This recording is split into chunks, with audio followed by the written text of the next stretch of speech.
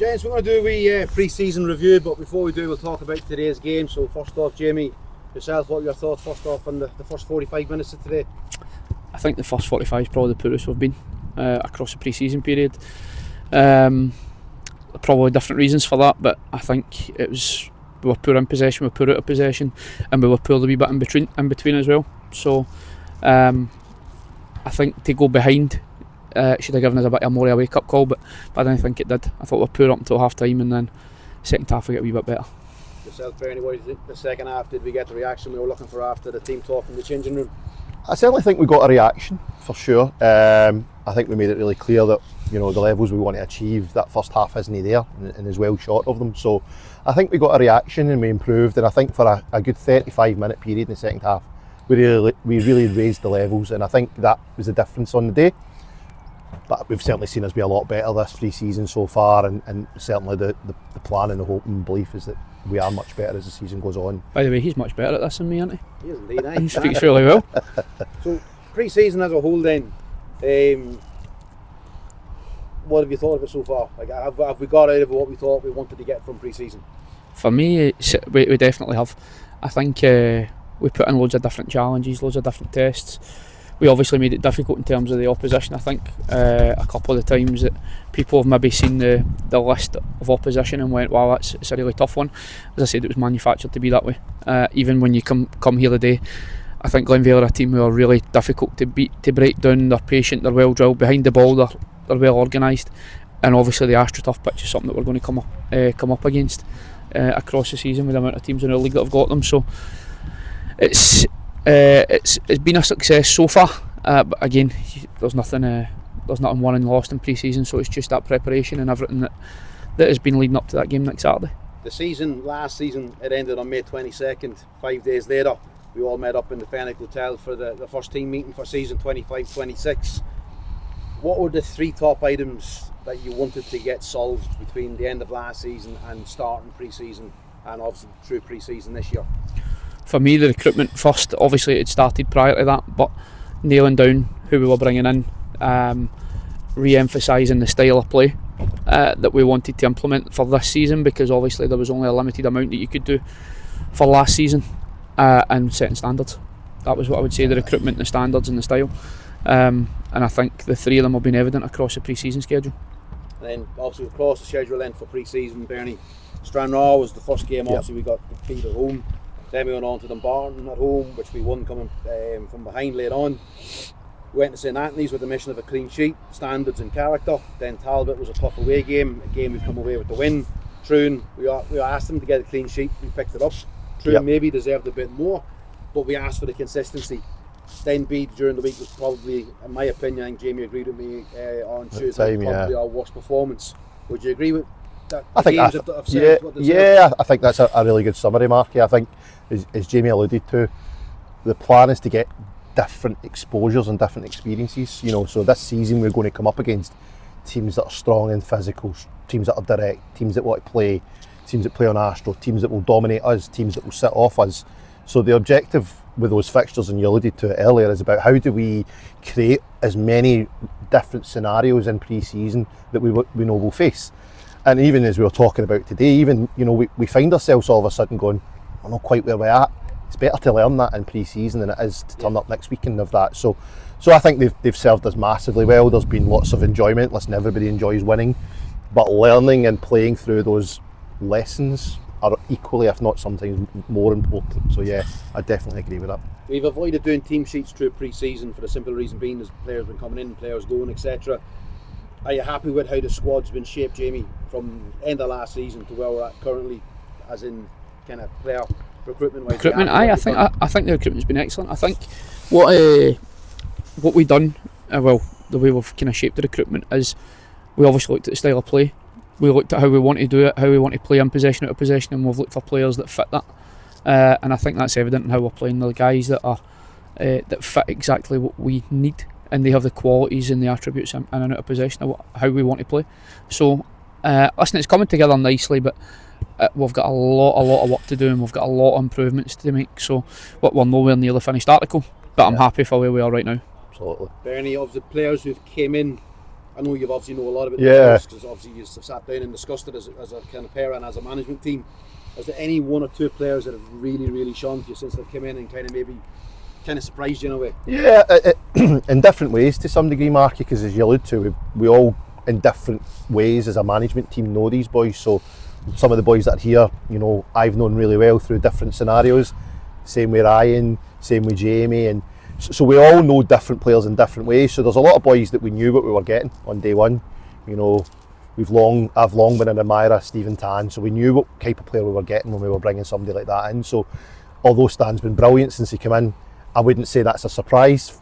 For me personally, there's probably a couple of players that I didn't know quite as well. So people like Lyle Holding, I didn't know loads about, and his desire to win, that type of thing. Yeah. But I also think there's boys that have came back from last season, seen the increase in standards, seen the increase in expectation, and have shown really well as well. You know, I think Gal, unfortunate today, but I think Gal's come back with pre-season. Looks like a new lease of life, which is brilliant. So there's lots of different, you know, ups and downs. Some you know, some you don't. But yeah, probably quite a few that I've really impressed. But that's one or two of them. Got to mention Kyle Craig, the scoring every game. Course, yeah. Got to. Aye, of course. I'm not saying that he's been brilliant in every sense of the game and every minute of the games, but to score in every appearance he's had so far. Let's just hope he keeps that up. Absolutely. Nice standard to have set. Absolutely, aye. We don't really have a transfer window such at our level, but can we expect any more comings and maybe possibly goings? Definitely, both directions. I think it's obviously going to be moving parts. I still think there's a couple of areas we can strengthen. I also think there will be players who don't get as much game time as they want and they'll naturally want to go, and that's going to happen at this level. It's always going to happen.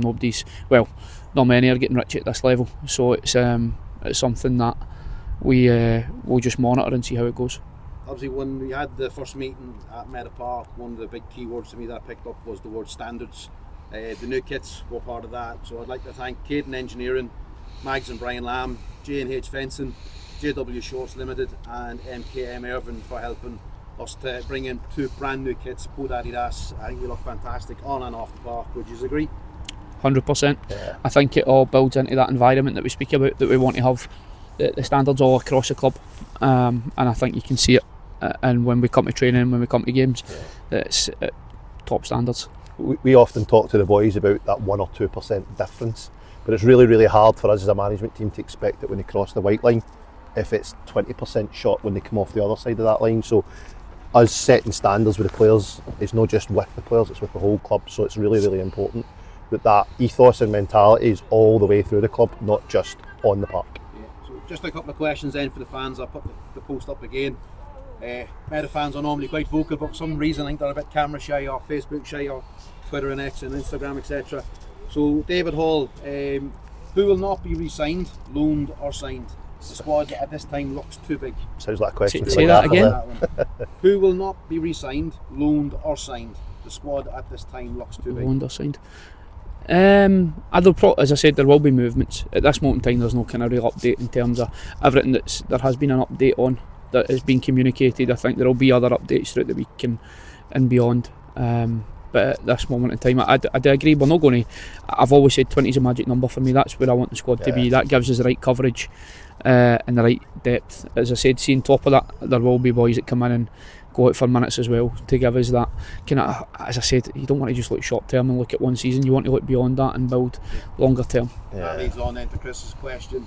Do you have a rough starting 11 in mind for game day one, or will it be very much a squad effort this season? We certainly seem to have more squad depth and quality available. Listen, this is something where I know everybody always thinks it's great to have a starting 11 that's going to be there every week, and one thing that I think I've previously mentioned, that would be an ideal scenario, but I want there to be real competition within the squad. I don't want anybody getting comfortable. Comfortable is a bad place. That comfort zone is a horrible place to be for me, and you want competition all over the pitch, and I think we've got it. So I do have a rough idea of what the 11 will be next week, maybe 7 or 8 of them, certainly, but I don't want that to ever be the case, that will be rolling. It needs to be that if you don't perform, there's somebody breathing down your neck and ready to take your position. Bernie, that's pre-season wrapped up. Yep. All focus now goes to game day one, Muirkirk, who came up from the division below. Next Saturday, 2 p.m. kick-off at Meadow Park. What are your thoughts, first of all, going into the season for the first week, for the first game? I'm buzzing for the first game of the season. Everything that we've done since we came back is geared toward next Saturday, you know. So we talked about the results and the performances, and it's brilliant, right? But it only matters if it turns into something this season. So I'm buzzing for it. Everything we've built up to is for next week. In terms of Newcastle, that we know they're a good team. I know, you know, there's been a lot made over the summer about they've not been at this level before, but if you've been in and around the game, you know they've done incredibly well. You know, they've got a good young team. They've added lots of experience this summer, and they will come fancying their chances. So we absolutely have to be switched on. So that's what it comes back to when we talk about those different tests through pre-season. They're about not just the physical test on the part, but the mental test of the squad as well. You know, can we be what we need to be in every scenario? So absolutely buzzing, and I know the rest of the coaching team are the same, but yeah, looking forward to it for sure. For yourself, Jamie, obviously you said pre-season, that's a wrap. Are you happy with you got what you wanted out of pre-season, and is it going to deliver when we come to game day 1 next week against Newcastle?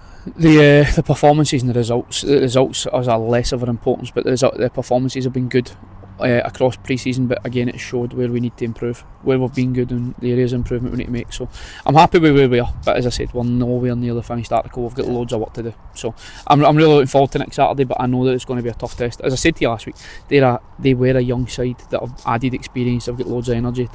If MD wasn't taking notice of them, then they will have after Tuesday night. We went down to the Buffs. I know it's a friendly, but the way they were with that result, and then how they've led the whole way through the pre-season, so it's going to be tough. But listen, we just need to turn up, look after ourselves, and set our own standards. Indeed. Well, listen, just to finish up, to the fans who've followed us all the way through pre-season, from myself and everyone, we all appreciate it. So thank you very much for that. We hope to see you all next Saturday.